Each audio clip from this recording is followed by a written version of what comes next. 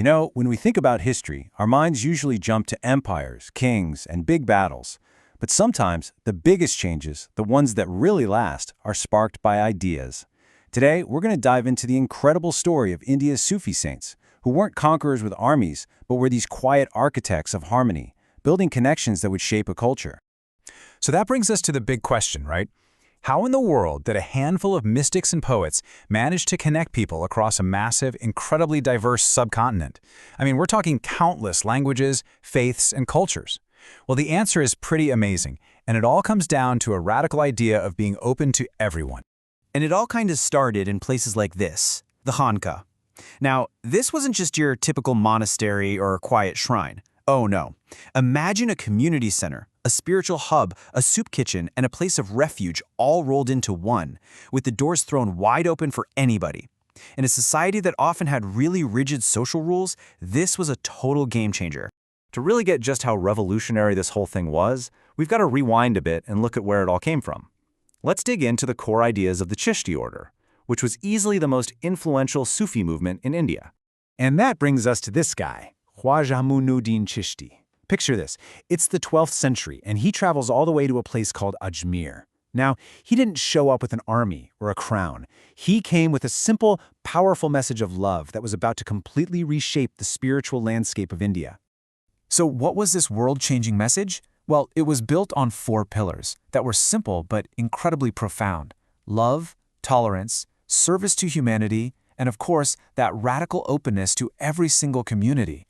This wasn't just a philosophy to be debated, it was the very DNA of the Chishti order, and it's the secret to why so many people were drawn to it.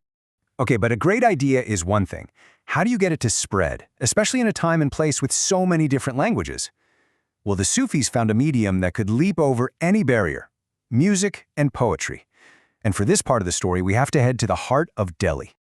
So in 13th century Delhi, you get this amazing partnership, like a spiritual dream team. You've got Nizamuddin Aulia, the mentor, whose whole message was about humility and equality. And then you have his star disciple, Amir Khusro, who was a flat-out cultural genius. Aulia really promoted this form of devotional music called Qawwali, and Khusro, well, he took that and turned it into an art form, blending traditions and writing poetry that everyday people could connect with. And this is what made Khusro so brilliant. He wasn't just a poet or a musician. He was a cultural translator. He could take a thread from Persian tradition, another from Arabic, and weave them together with local Indian styles. The result was this beautiful new tapestry that felt familiar and moving to everyone, making the Sufi message totally irresistible. Now, this amazing fusion wasn't just a Delhi thing. Not at all. The Sufi message turned out to be incredibly adaptable. It found a unique voice in all the different regions across the subcontinent. If you head up to Punjab, for example, you find Baba Farid. He was writing this deep, mystical poetry, but not in some stuffy, scholarly language. He wrote in Punjabi, the language of the people. In fact, his words were so universal and respected that they were later included in the Sikh holy book, the Guru Granth Sahib.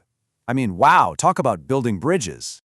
Meanwhile, you zip all the way over to the east, and there's Shah Jalal, carrying these same Sufi teachings to Bengal. He wasn't just a spiritual guide, he was a social reformer, and he helped turn the city of Sylhet into a huge center for learning and culture. And then down south, in the Deccan, you have Khwaja Bande Nawaz carrying that same torch. And here's the crucial point, the pattern you see everywhere. By using local languages, these saints made sure their message of love wasn't some abstract idea. It became something real, something that spoke directly to the hearts of regular people, in their own words. So when you put all these pieces together, what's the lasting impact? What's the real, enduring legacy of these spiritual bridge builders? It really boils down to 3 huge things. First, that radical inclusivity. Their shrines became these true sanctuaries for everyone. Second, their social impact was massive. They were always promoting tolerance, charity, and just being decent to your neighbors.